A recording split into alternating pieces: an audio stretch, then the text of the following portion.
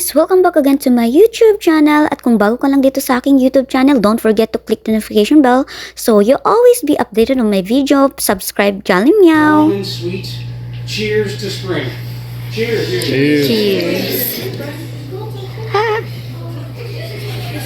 And look. Again, I want to take a second to say thank you for taking the time. Hi mga palangga! Kumusta na kayong lahat? Pasensya na mga palangga, ngayon lang ulit ako makapag-upload and so for today's video mga palangga is another day, another new vlog at magkakaroon kami ng double date. Kasama namin yung kaibigan ng asawa ko at pupunta kami ngayon sa Sugar Shack. Tingnan nyo naman mga palangga, napakas ganda ng tanawin at yung area na yan guys ay sementeryo. Yan. Kailangan pupunta kami sa dulo kasi doon kasi yung area ng Sugar Shack. Pupunta kami doon and then sa mga oras na yan mga palangga, yung asawa ko ay pasulyap-sulyap. Tinitingnan niya ako kung ano ba, sumusunod ba ako sa kanila kasi nga nagtitake po ako ng video and then mga aware naman yung kaibigan ng asawa ko na nag-vlog ako and then napaka-supportive nila guys. And then tingnan nyo naman, maraming mga turista ang pumupunta din dito and then sa mga oras na yan mga sangkay, lamig na lamig ako. Sobrang napakalamig pero for the go pa rin para sa video. Yan, tingnan nyo mga palangga. Tingnan nyo yung tubig mga palangga. Ano yan? Snow. And then yan, parang sinasalin nila. And yan ang ginagawa nilang parang Sugar Shack. Yung parang caramel ba. Pinapakuluan nila yan ng mga 30 minutes. Or mahabang proseso pala yung paggawa niyan mga palangga. Tingnan yung mga palangga. Yan na po yung yan po yung tinatawag nilang Sugar Shack. At napakatamis. Parang honey lang siya. Ang sarap-sarap niya mga palangga. Yan ang parang native nila dito. Kung sa Pilipinas is like mga coconut. Ginagawa, yung coconut ay ginagawa nating pwede ding maging tuba or suka. Yung sa kanila ito nagiging nagiging parang honey siya. Yan yung parang native nila dito, yung pinagmamalaki nila mga sangkay. And then yan yung asawa ko and then yan ang best friend ng asawa ko, yung Canadian girl, Canadian women. Napakaganda po yan and then very beautiful. And then yan po yung asawa niya. And then ako, yan, yung kaibigan ng asawa ko is like,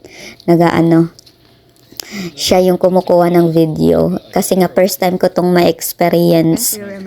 Napaka, talaga saya.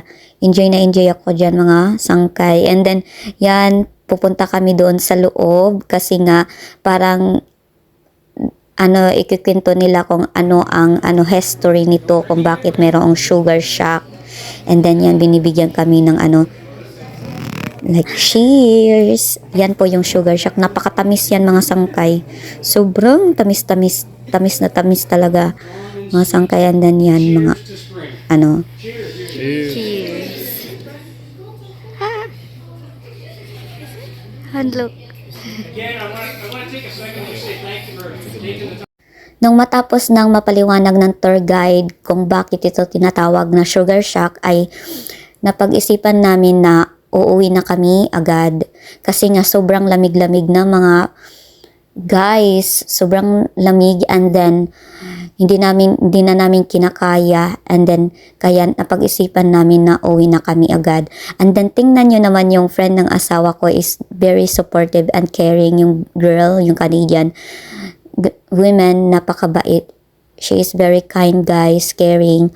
And then alam mo naman medyo bata-bata tayo, parang isip bata. Nag-aalala siya kasi nga gusto niya na dubli-dubli yung hoodie ko.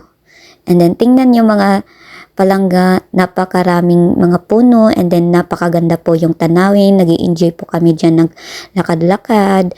And then napakabait talaga ng kaibigan ng asawa ko. Inantay niya talaga ako and very understandable po. Kasi nga nag-vlog ako and then yun po, nararamdaman mo talaga na sumusuporta sila sa iyo. And then yan mga sangkay, yung asawa ko at yung kaibigan ng kaibigan ng asawa ko, yung lalaki, is nandun na sila sa, iniwan niya na kami mga palangga. Alam nyo ba yung lakad nila is takbo ko na, tumatakbo na ako. Mahirap talaga kapag maliit yung mga bias natin. Bias yung tawag namin sa Waray, pero ewan ko anong tawag dyan sa Tagalog. And then yan, mga sangkay, napakaganda po. Malayo po yung pinunta, malayo po siguro mga 15 minutes. Oh yes, 15 minutes namin nilakad bago kami nakapunta sa Sugar Shack. And then yan, papauwi na kami. And then maganda din to, medyo nakapag-exercise din kami kahit papaano. Kailangan din natin mag-exercise, mga palangga, para naman, para maging healthy tayo. And then yan, tingnan nyo mga palangga, nakita nyo naman maraming mga bucket. Yung lahat ng puno linagyan nila ng bucket. Yan po yung yung tubig na yan ay papakuluin nila yan ng mga 30 minutes. And then napakahabang proseso po na lulutuin yan bago maging caramel. And then parang lang siya, honey. And then yan ang tawag nila is Sugar Shack. And then yan, mga sangkay, kutob yan, hanggang ngayon lumalakad pa rin kami. Lakad pa rin kami, napakalamig na. Pero after that, finally nandito na kami sa restaurant. Tingnan nyo naman mga sanggay, walang diet ngayon. For the lamon tayo ngayon, mga palangga. Yan yung in-order ko, noodles with vegetable and chicken. And then sarap na sarap ako dyan, mga palangga. And then after that, mga palangga, pagka kinabukasan mga palangga, another double date naman. Nakipag-meet kami sa kaibigan ng asawa ko, yung si Ben ang pangalan, and then yung fiancé niya ay taga USA nakatira.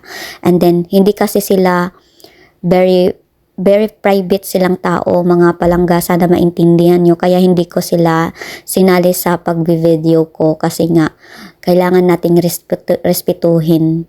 Kasi hindi naman sila kagaya natin na sa Pilipinas is like very public tayong mga tao. Pero meron naman din sa Pinas na napaka private. Kaya after that, mga palangga, nung natapos yung double date namin ay umuwi na kami, and then nagluto din ako. Nagluto na naman, kailangan nating healthy tayo mga palangga ngayon. And then ako dyan, hiniwa-hiwa ko yung pichay, tapos ko to, nilagay ko na sa lalagayan, and then part 2 na naman agad, iniwa ko na naman yung pichay. Yung asawa ko naman ay dati, bago pa lang ako dumating dito, is hindi siya mahilig kumain ng gulay, pero nang dahil nga minomotivate ko siya, palagi ko siyang sinasabihin na kumain ka ng gulay para naman maging healthy ka. And then kumakain na siya, mga palangga. Syempre, ito po yung ihahalo natin sa ginisa nating pichay, po yan, beef. And then habang niluluto ko yung beef sa oven, is nagbabalat ako ng opo. Yung natin ngayon lulutuin, guys, ay sari-saring gulay. Ito ay ginisang gulay na pichay. Nilagyan ko ng opo. Yan po yung opo, binabalatan ko. Ito na nga, hiniwa-hiwa ko na siya. Tingnan nyo naman, mga palangga, hiniwa-hiwa ko siya. And lulutuin nga pala natin, guys, is ginisang gulay na pichay. Tapos opo at kalabasa. At nilagyan lang natin ng beef, pero para medyo malasa-lasa, hindi puro gulay. For today's vlog ay kambing tayo ngayon kasi nga healthy. Yan po yung part 2, hiniwa ko. And then kami mga 3 days siyang out, 2 days. 2 days kasi pakunti-kunti lang naman yung kinakain namin, mga sangkay. Kaya pang isahang luto na lang to. Kasi medyo minsan kami lang kasi dalawa ng asawa ko. Yung asawa ko naman is kapag ginugutom siya, meron naman siya dyan chicken nuggets at pizza. I-oven niya lang yan ng 30 minutes, luto na. And then ito na po yung kalabasa. Ihahalo din natin to sa ating ginisang gulay. And then yan po, tingnan yung mga palangga. Pampalinaw ng mata. Yan po, hiniwa-hiwa ko yung kalabasa, and then after that, mga sangkay. Then, sa mga oras na yan mga palangga, patuloy pa rin tayong naghihiwa ng kalabasa. And then, medyo matigas yung kalabasa. Guys, siguro matanda na tong in-harvest. And then, actually nangihinayang nga ako. Gusto kong lutuin yung buto ng kalabasa. Pero kasi siguro kailangan pa itong ibilad. Kaya napag-isipan ko na lang, itapon ko na lang. Kasi nga, para winter pa naman dito. Winter pa rin. Kaya, siguro next summer na lang. Kapag summer, siguro, ibibilad ko yung buto ng kalabasa. Then, ipiprito ko yan. Yung parehas dyan sa Pilipinas, meron dyang, dragon fruit. Dragon seeds pala. Pasensya na mga palangga. At yan, ninugasan ko na nga yung opo. And then, ito, naganda.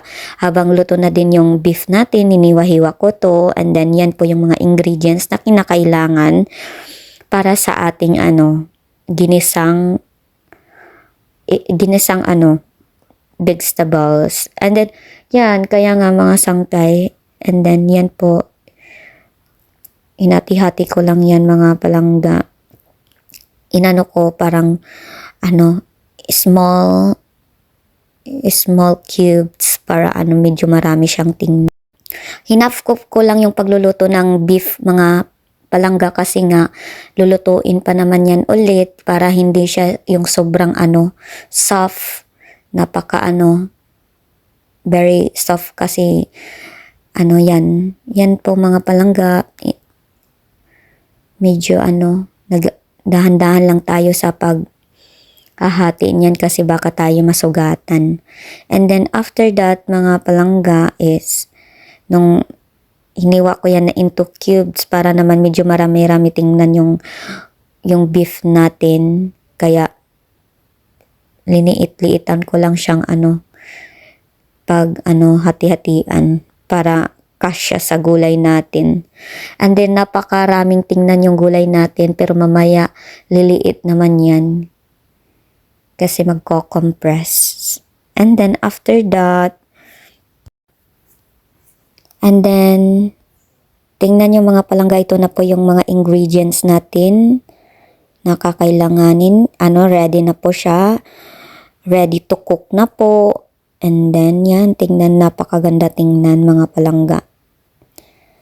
Yan po, yung kalabasa, pichay, opo, beef, sibuyas, and then, lason ang tawag sa garlic, and then, meron tayong nilagyan ko din yan ng loya.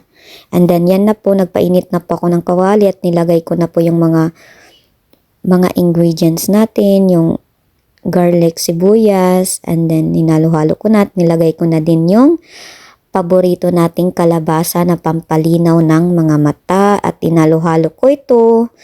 Tingnan nyo naman mga sangkay, hinalo-halo ko po yan. And then, napakasarap po. Na po ako, parang nagki-crave tuloy ulit ako. And then, yan na po mga palangga. Tingnan nyo naman. Inaantay ko lang na. At kasunod yan mga palangga, nilagay ko yung yung pitsay. Medyo marami-rami yung pitsay natin. Yan po yung pitsay natin mga sangkay. And then, masarap yan. As in healthy talaga ngayon tayo.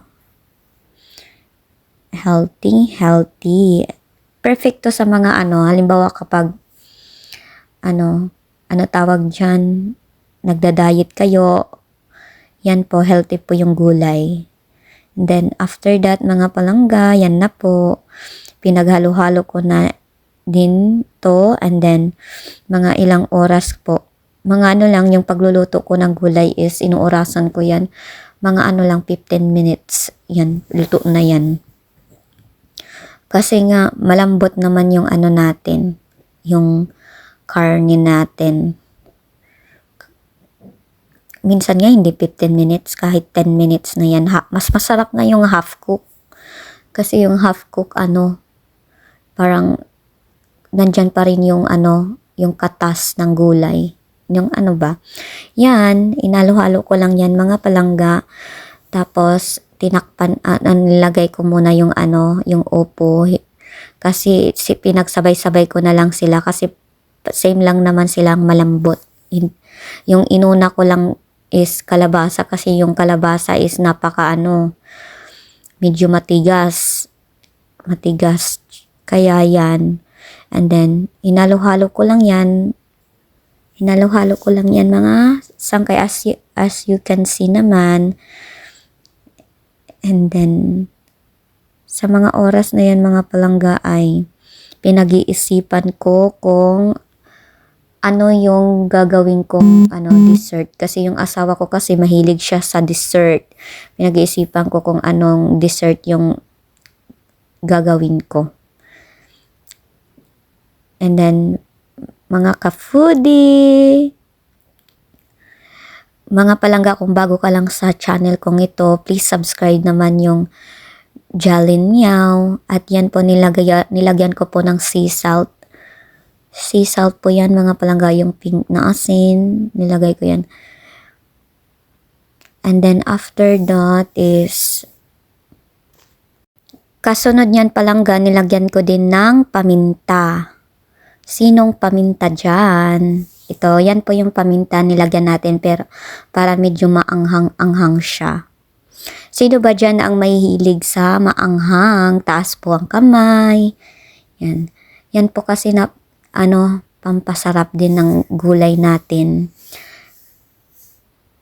Tapos, lalagyan din natin ito ng tuyo.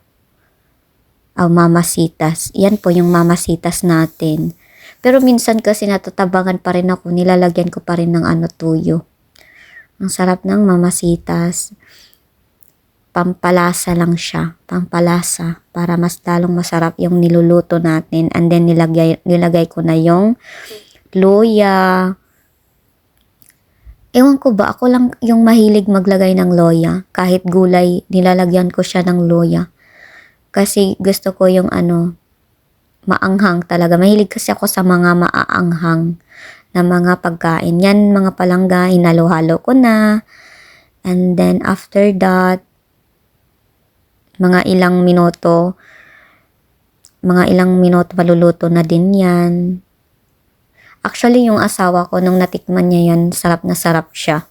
Kasi hindi siya mahilig sa mga maalat. Nilagyan ko din yan ng Ajinomoto. Sinong mahilig dyan ng Ajinomoto, hindi nabubuhay kapag hindi nilalagyan ng bitchin. Siyempre, siguro kasi nakasanayan na natin yan. Kaya, mas lalong sumasarap yung niluluto natin kapag nilalagyan natin ito ng magic bitchin. And then, yan po, inaluhado ko lang po yan para po kumapit yung yung mga pampalasa na nilagay natin dyan para yan, ninalo-halo ko. And then, after that, mga palangga, nag-i-enjoy ako sa pagluluto ko. Simula ng pagdating ko dito sa Canada, share ko lang is like, yung trabaho ko lang dito is magluluto, lilinis. Yan yung mga ko. And then, yan po, nilagay ko na yung natin, yung beef. Yung karning baka, and then, ninalo-halo natin. Kasi, napansin nyo naman mga palangga, malambot na po tingnan yung mga gulay. And then, kaya po, sinunod ko nang nilagay yung beef natin. And then, hinalo-halo ko na lang to. Halo-halo. Kung halimbawa, naboboard kayo, pwede din kayong kumanta para hindi kayo ma-board or sumayaw habang nagluluto. And then, tinikman ko na yan mga palangga. Sarap. Okay na to. Yan po mga palangga. Sarap na sarap ako dyan. Siyempre, kapag ikaw yung nagluluto, sarap na sarap ka talaga. And then, kung halimbawa may kulang, lagyan natin pa ng mamasitas, pampalasa. And then, yan mga palangga, nilagay ko yung mamasitas. Then, after that, tinalo-halo ko na naman ulit. Halo-halo. And then, after diyan mga palangga ay mag-antay tayo ng mga ilang oras bago siya maluto. And then, kumukulo na yan mga palangga. Mga ilang oras na mga palangga, ito ay tinakpan ko and then inantay ko na lang mga 1 minute, luto na yan mga palangga. At ito na nga mga palangga, ang sarap-sarap, luto na siya. Yan po ay for 2 days namin kakainin ng asawa ko, hindi naman kasi kami maramihan lang yung luto ko mga palangga. And then after that mga palangga, pumunta kami dito sa sa store na to. Tingnan nyo naman, mga chocolates at saka mga flour, maraming mga harina dyan, and then mostly mga seeds, like mga sino dyan kumakain ng mga chocolate raisins, and then yogurt raisins, mga chocolate guys. Kayo, mahihilig ba kayo sa sinong mga mahihilig dyan sa chocolate? Yan po, tingnan nyo, naka-save now. And then, para daw makatipid. And yan, tingnan nyo naman mga palangga, marami silang binibinta. Ako, hindi naman kasi ako mahilig sa mga chocolates. And then, yung asawa ko lang naman yung mahilig. Mahilig ako sa mga like mga mangga, mga green na mangga, mga papaya. Syempre, kapag lumaki tayo sa sa probinsya, and then yun lang talaga yung afford, and then kapag marunong ka lang magtanim is masusurvive ka na. Yan. Pero nung pumunta ako dito is kumakain na din ako ng chocolate kasi nga yung asawa ko, pero hindi ako yung hilig. Hindi ko siya hilig.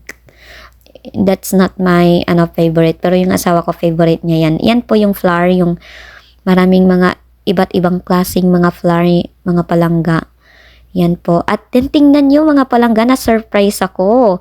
Meron palang mga colorful na mga sugar. May purple sugar, pink sugar, blue sugar. Tingnan nyo naman, ang ganda-ganda sa mga mata tingnan mga palangga.